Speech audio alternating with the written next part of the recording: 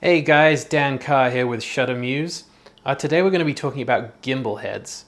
Now, a gimbal head is a type of tripod head which you use with a long lens. So we're talking 300mm f2.8s up to the biggest, which is pretty much an 800mm f5.6 at this point.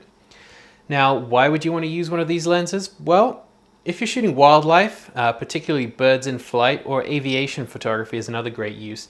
It just allows you to pan so smoothly. And all gimbal heads are adjustable as well, so you can perfectly balance your setup. You know, this is a heavy setup right here. This is a 200 to 400 f4 with a 5D Mark III on it, and I can push this thing around with one finger.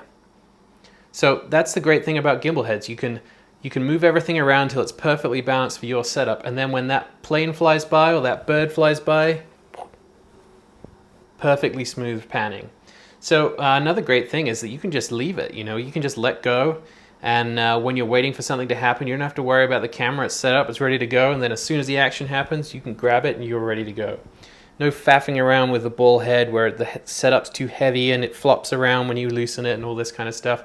Monopods can be great, but you know, you got to put it down on the floor. Or when you're panning, you've got the resistance of the foot on the ground, which can really put a little bit of judder in your pan. So if you're panning with things, or you're just hanging around a long time waiting for an animal to show up or something like that, gimbal head is a really great way to go. Now, this is a really right stuff gimbal. If you guys have read my blog enough, then you'll know that I'm a big fan of their gear. I have a lot of their stuff. You can see that in my gear guide. But I do really believe that this is the best gimbal on the market at the moment. It's not the cheapest, but I'll put some links to other versions that you can buy from other companies in the blog post associated with this video, so you can check out the other options.